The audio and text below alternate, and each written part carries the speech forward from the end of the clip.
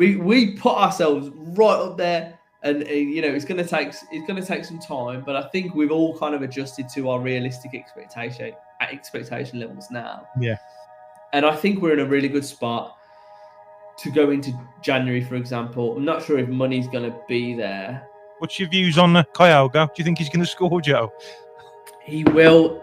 I'll get. Oh, mate, I've never willed on a player.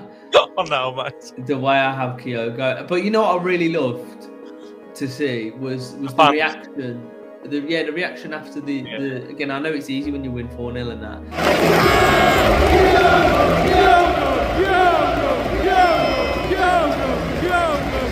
The sentimental value for me is like, even though we know what it's like with Blues, we don't have a lot of luck, but it's the memories that you've got with your dad that you've gone there. Do you know what I mean?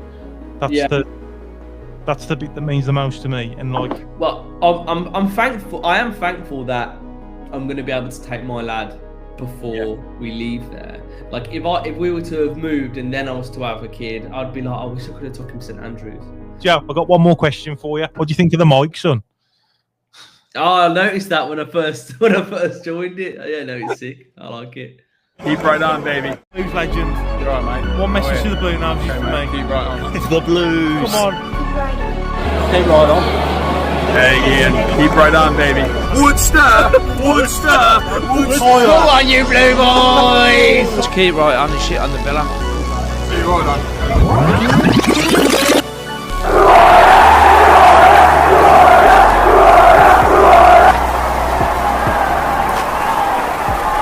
What's going on, Blue Nosies? We're back again, me and Brummy Joe. This is episode 2.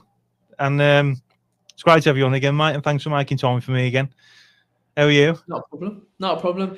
Yeah, I'm good. Yeah, I'm just tired, busy. Life is life in at the minute, mate. But it's all good stuff. Can't complain. I just, you know what? It's getting to that point now where I know we lost, but international break comes around once again, and you just like, what am I going to do?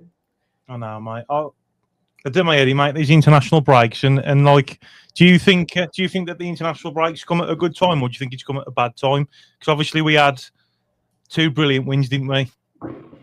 8 goals in those 2 games, 6 points, and then obviously losing to Middlesbrough. Do you think it's come at a good time or a bad time? I think with the, I don't really think it's either. It's like with the loss. I think, you know, overall over those last few games, probably our last 5 games, we've hit a bit of momentum, we're getting some consistency. Yes, we lost against Middlesbrough, but it was, and the optimists will say, an improved performance to some of our others. Like you look at Leicester, you look at Coventry. I don't really think we had a sniff. Against them, you know, some people might say we did against Leicester, but I really, you know, I was at both of them games, and I just didn't really think we ever looked like really winning the game.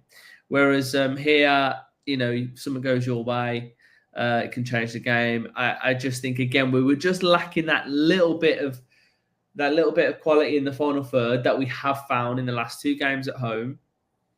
But it's like it's progression, you know, it's progression. So I'm happy. I think it's come at an okay time. I think we can look at what we've done and build on it. I don't think it's going to hinder us whatsoever, especially with Pake's injury. I don't know how long he's out for, but didn't look good.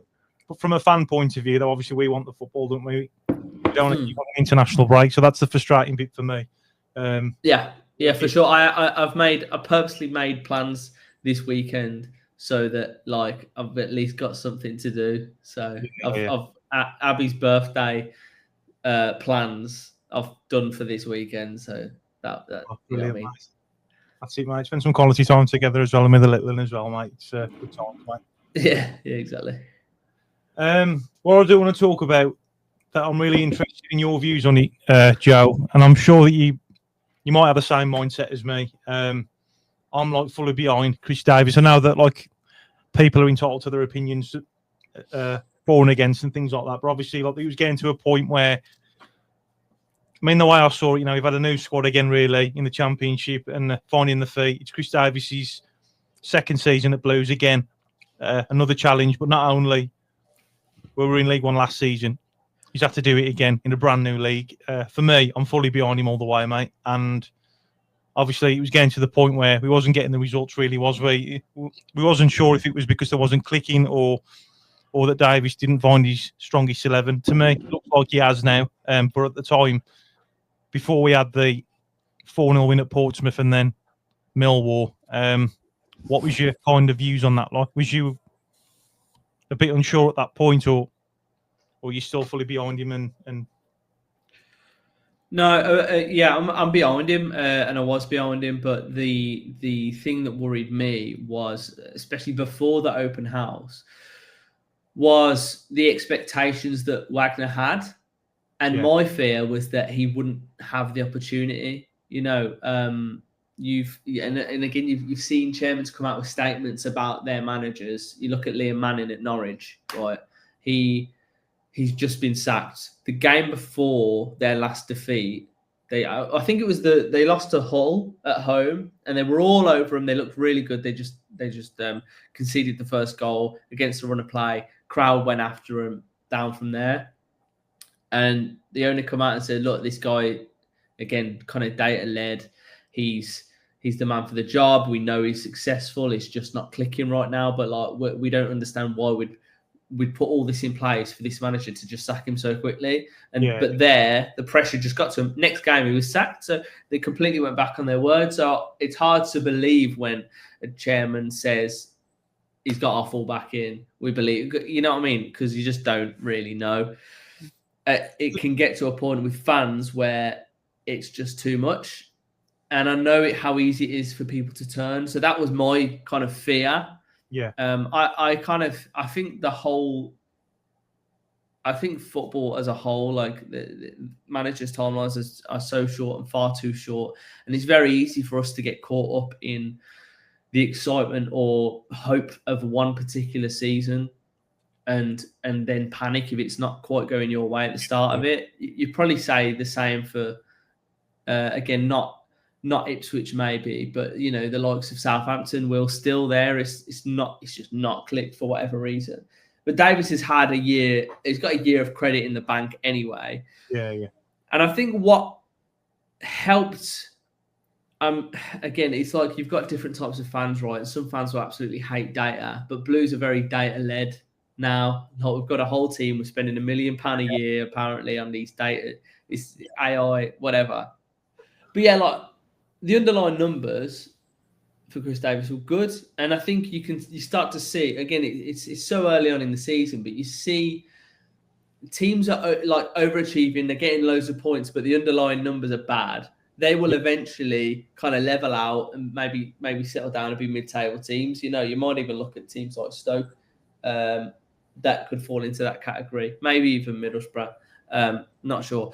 And there's teams that are underperforming, but their underlying numbers are really good, and they will eventually rise. And we're one of those teams, and we are currently one of those teams away from home as well. We've got better away from home. If you look at what we're doing and the stats, like we are improving. And I know a lot of people are like, stats for idiots, but it is the way the game is going. Even this old school stuff in the Premier League with the long throw-ins, that's all off data from last season. That's where it's all come from.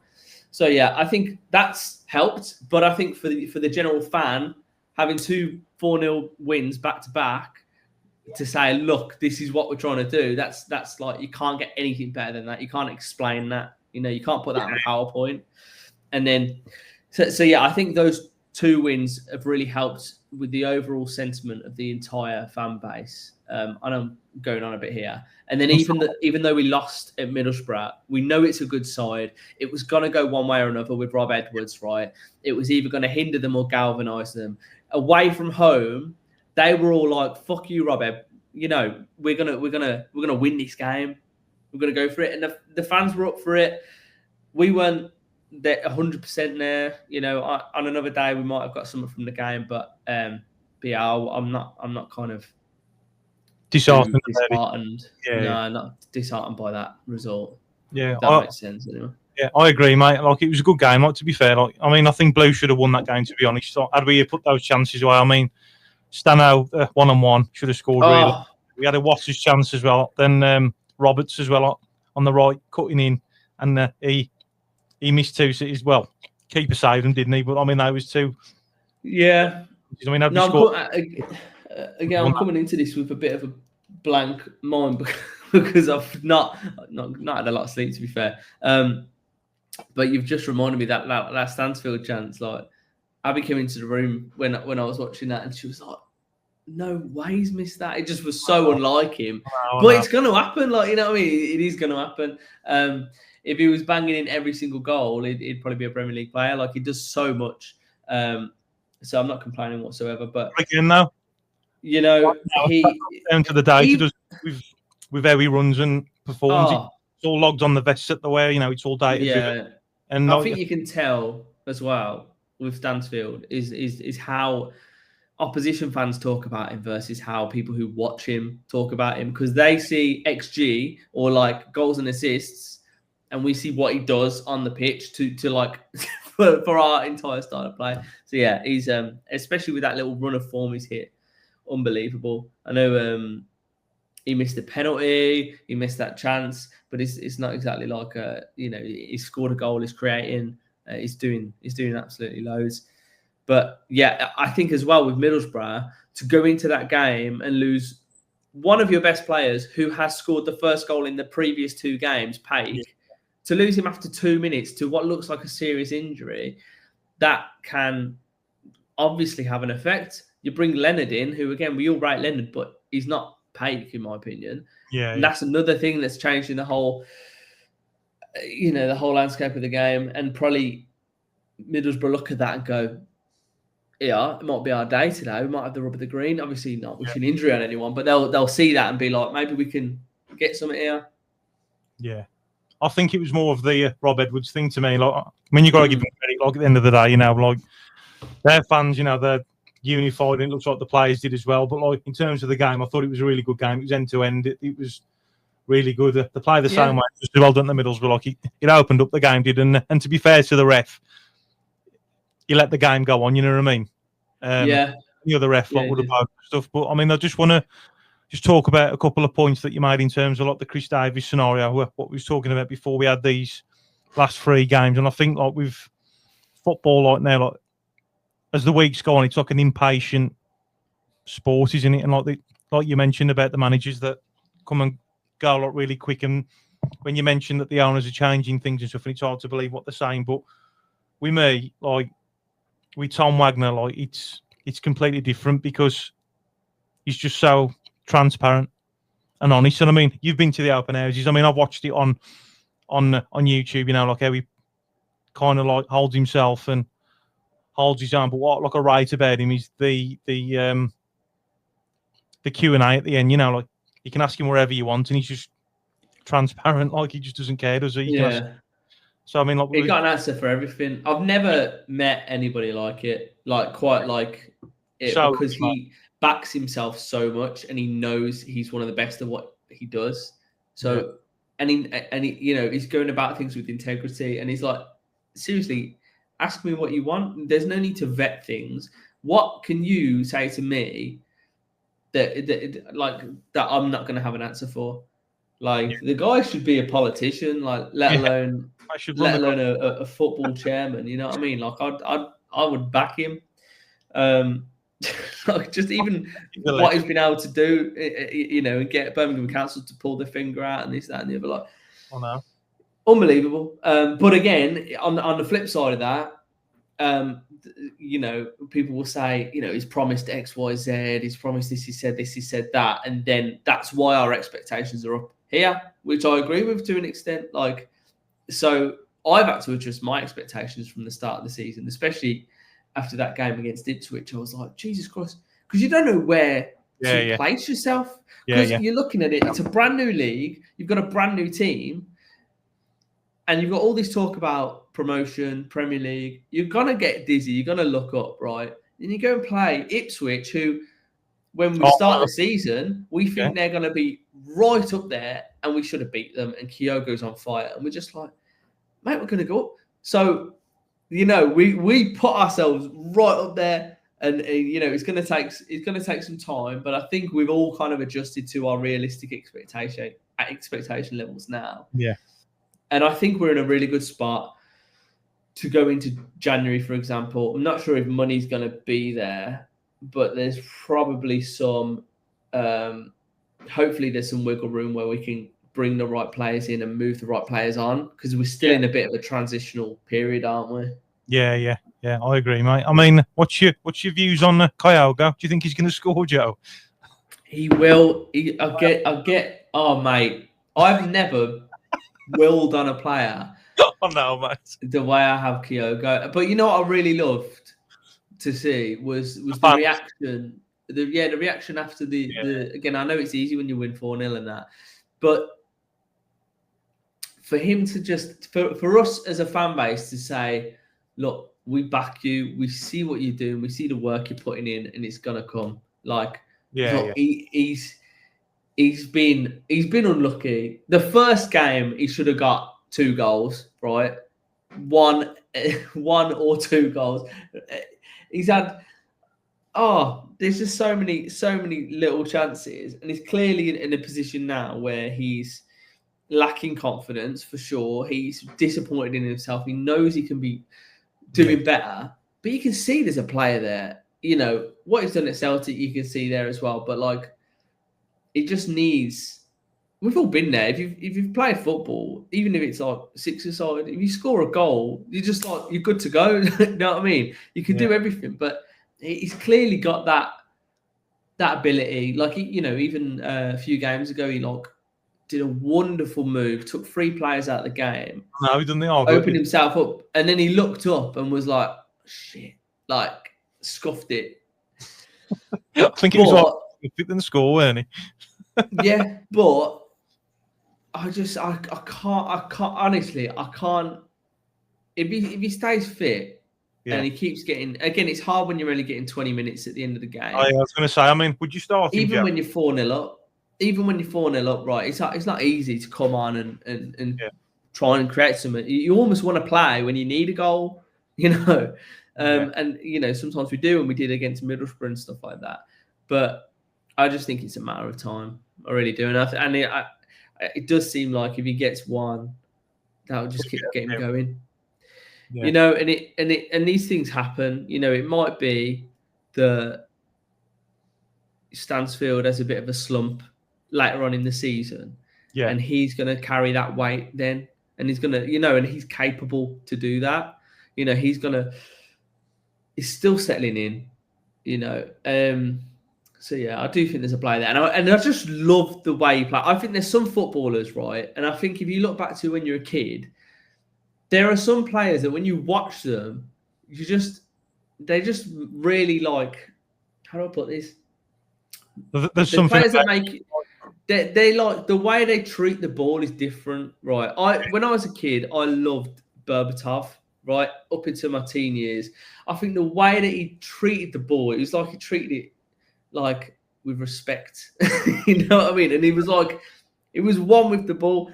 And I think Kyogo is a very similar. I'm not comparing him to Dimitar Berbatov, by the way, but I just think that he's got a certain flair about him that is so good to watch. And I think when he starts scoring goals, he's just going to be so iconic. He will become a streets won't forget player for Birmingham City. I think, you know, whatever, if he's here next season or not, if he gets on a run, regardless, you'll look back and think he was great to watch when he. Remember Zarate? He didn't score a bag of goals for us, did he? Like even Gary, right? No, these players, they didn't score bags of goals, but they're so good to watch. Yeah, but they were just good on the ball. Hopefully, Kyogo can also become a bagsman. I believe in him. Yeah, mate. I had to laugh at that Millwall game now, Joe, because like when he missed those 2, he was already 4-0 up. But I was just looking at the Blue Noses. Like, it was all like gutty, like the whole like tilt was like, oh, like he missed, but like everyone was laughing, like, and he was like just like thinking like, oh man, I've like fluffed it again, but like it's gonna come, like kind of thing, you know what I mean? Like I was laughing. Yeah. Oh, I was exactly the same. You're in like disbelief, aren't you? It's like it's like you've got it, but you're laughing in disbelief. But that's why that show at the end. I think what was the last 4-0? We had Millwall. Portsmouth was 4-0, and then we played Millwall after. So that one, because he had one there where he missed one, and again that was one where in the ground I was like, oh my god, and like, you know, laughing. And then after, it's good to know, like, you know, we're on your side. You know, we're not berating you, we're backing you. And when he comes on, we go, Kyogo, Kyogo, Kyogo. Like, that is just so important. And I think that's just so Blues. And I just hope we hold on to that. You know, some people call us like happy clappers or whatever. And like people like to have a moan. And some people say, you know, he's not, he's absolute shit. But I just think, you know, if a player's shit, I'll call him shit. You know, I'm not going to say, because he wears a shirt, he's got to always, you know. I think he's a really good player, and he will come good. Yeah. I'm hoping it's sooner rather than later because I'm starting to look silly. People need to stop tweeting, today's the day, because I think we're jinxing it. Yeah, mate, definitely. What I do want to talk about, which I'm excited for, is the future of Blues. And obviously, we had another open house forward. Did you go to that one, Joe, or did you watch it? Yeah, I was there. Yeah, was it good? Like, I mean, he come across well, but the audio was like really out of sync. Like, so it was. Yeah, no, it was good. There was obviously we learned a lot about the new stadium and the infrastructure and kind of like how they planned the design, and the design's coming out on the 20th, so a week tomorrow or a week Thursday for. We're recording it on a Wednesday, so that was good.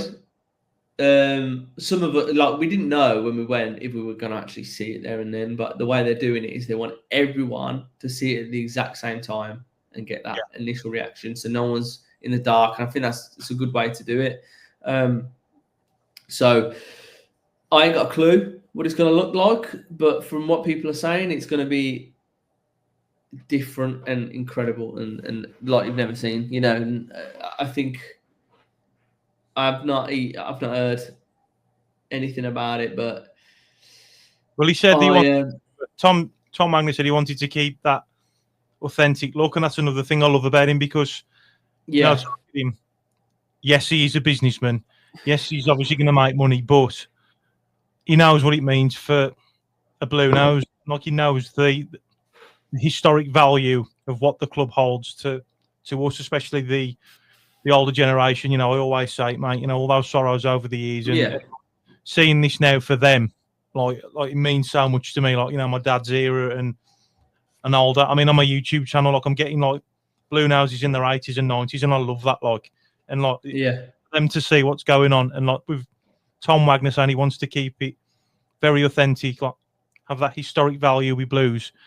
He's not just going to throw up a random stadium. You know, look at a generic bowl stadium. It's going to be built for Blues' history and to have that sentimental value. Now, like, I mean, what's your thoughts on like leaving St Andrews? And what I'm really interested in as well is your dad's perception on it as well. Like, I mean, I'm quite sentimental, but for the club to progress and like go forward, like, we've got to do it. Like, and I'm excited. Like, yeah, I think.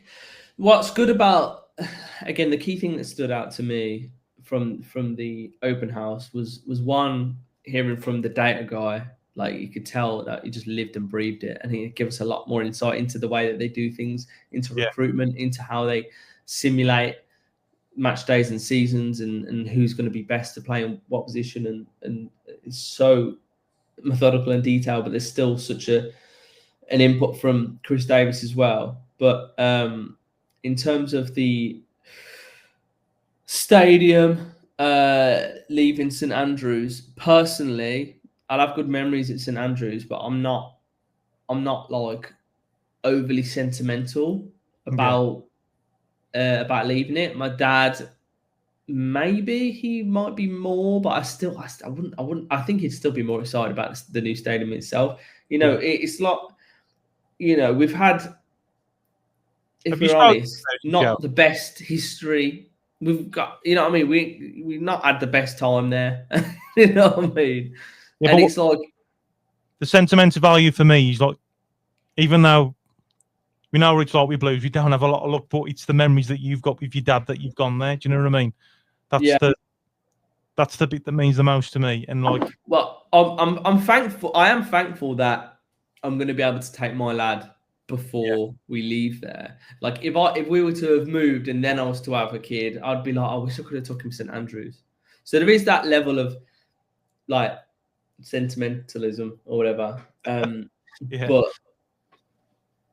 that I'm more, you know, looking forward to the future and like how amazing this is. And yeah, will I miss it? I'm sure to an extent. But I mean, we have to do that, don't we? it's so mind blowing how big this sports quarter is, and it's like not every club can do this either. Like it's the fact that we've said for so many years that we're a sleeping giant, and we literally are, because we're the second city. We carry the city's name, and we just sat there like waiting to build. There's so much opportunity there, and like even the transport links and everything that's coming into play, like it's just such a unique opportunity, and I can't wait to see it. I'm glad that I could just see it in my lifetime, and you know, hopefully my dad can as well, and I can, like, I have the unique, it's kind of the look that I can take my lad to both. I can take him to St Andrews, but he's going to be watching Blues as we transition over, you know, like, and I think that's incredible. And yeah, maybe I will miss it, but right now I'm just excited, to be honest. Yeah, yeah, it's exciting. But I mean, it's like you say, like geographically, football aside, and like in terms on the map, like you said, you know, Birmingham's a second city. So going back to the footballing side of things, having that name, holding that name, why can't Blues have a piece of the pie? Because, you know, like for me, it's always been your Arsenals. You know, I mean, Man City really weren't that good when I was a kid. You know, they was in like the old Division 1 for ages. Then obviously they've had, the fortune of having some decent owners, and then obviously progressing, winning various trophies. I'm not saying that, I don't want to come across and say that, you know, Blues are going to go up and win everything. It's just that, why can't Blues have a go at it? Like, and why can't we have, you know, it makes me laugh when you like look on social media and then like there's people like criticising us and like you'll never fill it and all this, but why can't we have a bit of the pie? Do you know what I mean? And like, I just can't wait, mate. Like you say, you know, it's so exciting. And I think what's good as well is the losing our like spark, our what's the word? Identity. I know what you mean. Well, one of the things I was saying as well was the fact that you know, they want to keep that to an extent, but I think if you are going to grow the capacity, if you are going to try and fill a 62,000 stadium, you are going to lose your hardcore base. And then I think you have to ask yourself, do you want to be absolutely shit and hardcore and have a half-filled stadium of 29,000 who are basically, right, we can be sentimental, but moaning every single fucking week at home, watching Lee Clark football, whatever? Or do you want to be on the other side? Is it too Americanized? I can totally see why some people think it would be as well. But I think we have a good opportunity here, especially with Tom Wagner, because like what he said with the fact that general admission season tickets will be frozen, only adjusted for inflation. So you're not going to price the fans now out. I think you have to accept that you are going to get tourists. You're going to get some fans in who are tourists. If you want to become a worldwide club, whatever, just don't price out your loyal local fans as well. And I think they understand that. You know, there's always some kind of give and take if you want to become what we want to become. Yeah. But I think it's acceptable. You know, some people think fireworks are cringe and tacky. No, at all. I love it. I love it. And I like the fact we can, you know, even with St Andrews now, we're looking in and it's like we're looking after ourselves. It's got, you know, a fresh lick of paint. Like it's got new stuff around. We're looking after the people who are coming in and giving people a good match day experience. And like, you know, away fans are coming and being like, it's decent, this is.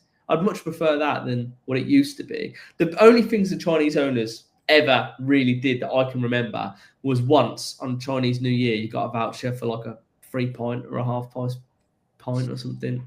and there was just littered all over the floor. Like, it's a different kettle of fish. But I mean, again, like going back to Tom Wagner again, like, you know, like the crazy thing with me, what I still can't get my head around, is even though we might have had a little lick of paint here and there, but like they have put money into this stadium, obviously, St Andrews. But the crazy thing is, it's still going to get bulldozed down, and like we're still having something else. Like, you know, they've played money into this. This ain't been done for free and buy and get one free with a fucking tin of paint. It's still put money into it. And the crazy thing is that it's going to be knocked down to whether they sell it on to a housing estate or whatever. But we're still going to have a brand new stadium, like, and that just, you know, I just think it's crazy, like, you know, because to look at it, like, you think, well, why they're spending so much money on that, even though it's going to get knocked down. But what these people don't realise is because of all the sponsorships that in it, all the deals that we're having, these partnerships. Exactly, yeah. That's You're bringing people here. Wagner said at the open house that they hosted some sponsors or something at I think it's the Newcastle game or the Wrexham game. Might be the Wrexham game. One of them.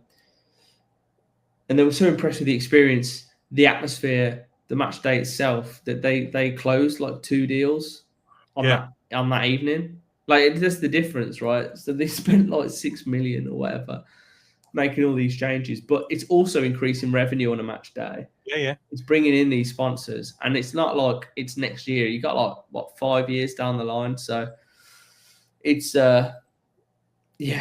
I mean, also, it just, if they come in and just didn't do anything and said, we promise it's going to be good. Like, how many times have we heard that? So it's nice to see them put the money where the mouth is. And it's nice to see I feel like we couldn't believe it, could we?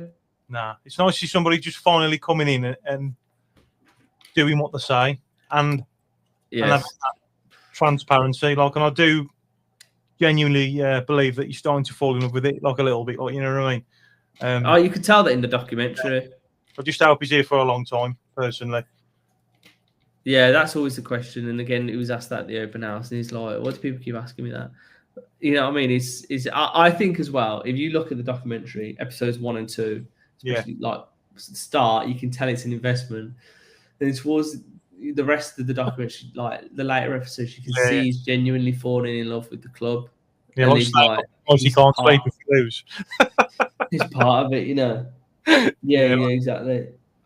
You know, and I think, maybe like they're gonna sell up one day, but like let's just enjoy it, man. I don't think it's a rush. It's a business opportunity, and it's also it's like building a cash generating sustainable model. So yeah, I think we're good. I wouldn't worry about that. Well, I do want to talk about you, Joe, before I let you go, because I know you've got things on the ownership, mate. 100% ownership with Brady, with his shares as well. News, mate. We haven't spoken. Yeah, it's weird, wasn't it? Because it was almost like not made to be a big deal. It was just like, by the way, we've got full ownership now. And I know people saw that as like an opportunity to like be like celebrate and this, that, and the other. But the fact that was just like a pop up on my phone, that I looked at it and thought, great, we're rid of them. But in the grand scheme of things, like, you know what I mean? It speaks volumes, I think, of what's going on at this club, because that's an absolutely major decision, major announcement. And it doesn't seem that big because there's so much going on at this club right now. You know, that's how I felt about it anyway. But yeah, it's nice to be rid of them. I think finally it's just like a kind of black cloud. It's obviously a formality a little bit because they had no control, but to not be associated with those 4 letters. Oh no, mate. No. Do you think we'll ever wake up, Joe? I'm still waiting for it. I think I'm probably just delusional. I'm going to wake up. It's going to be Lee Clark's line-up bingo again. Whoa. Nice. Oh, man. Oh, we're going to away at fucking Blythe Spartans again. So what do you think what would you like the stadium to come across like? In the industrial brick style would be really cool. It's obviously going to have a retractable roof and all this shit, but it needs to be timeless to an extent. And I think they said they spoke a lot about it fitting in. Like a lot of these new stadiums just look like a bowl, or a spaceship has landed in the city, but they want this to look like it is part of the city. Yeah. So I think that makes sense, and I think it means that it will look right. I don't think it's going to be like ridiculously modern. I think modern, you're just asking for it to look dated in 10, 20 years, you know. I think we'll be. It looked like brickwork based off one of the initial concept designs. Like the entrance tunnel looked like it was all made out of brick, like the Digbeth archways kind of style. Yeah. So God knows what it's actually going to look like, but you know, the design team working on it have worked with some major stadiums, and I think from what they're saying, it's going to be look like no other stadium. So it's kind of going to be almost a bucket list as well for your worldwide, for fans being like, I want to visit this stadium. I want to, you know, like for me, it's probably like seeing the Dortmund, you know, the wall. Yeah. Again, we're going to have a version of that pretty much, aren't we? So I think we're going to be one of those destinations, which is. But it's going to be that big that there's going to be so much to do there, because, like Tom Magnus said, like he doesn't want you just to go to watch a game of football. He wants you to have a weekend there, because there's going to be entertainment. Always on. It's going to be used like 365 days a year. So like even if you went to watch Blues on Saturday, you could on a bank holiday they might have like concerts on a Sunday or a Monday. Like you've got various restaurants are going to be there as well, so you can wine and dine. You know, our missuses and stuff, and have like family meals and that, you know, and stay over the night, like if you college, you know, no, I'm exactly. sure you're like me, you know, it's exciting, mate, and like you say that these people that are going to be interested from different countries coming out, you know, as tourists and things like that, you know, it comes back to that revenue and pumping money into the club. You know, it's good business, and obviously those people making memories as well, you know, and that's what it's all about. But yeah. We're on our way, Joe. We are indeed. It's is it 2030 yet? I know, mate. Joe. Let's hope the world is still, you know, we've not gone to shit by then. It's been an absolute pleasure again having you on, Joe. Thanks for making time for me, mate. Again, cheers, mate. No problem. Thanks for waiting for me. No worries, mate. I love you, mate. And it's because I feel guilty when you tap me, mate. You said I ignored. Yeah, I can't believe you, mate. Sorry, mate. I'm so sorry, mate. I can't believe it.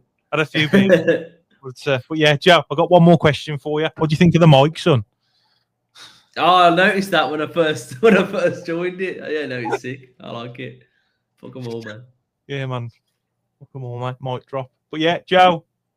Cheers, son. Keep right on. Blues. Cheers, mate. And what's your message for the Blue Nows who's watching? It's a long, long road. Just enjoy it. Keep right on, baby. Keep right on, baby. Fuck them all. Up the Blues. Who's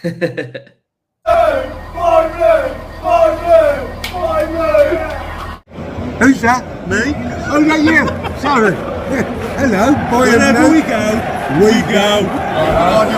Tony and Dad. 7-0 now, I'm here. Let's fucking have this.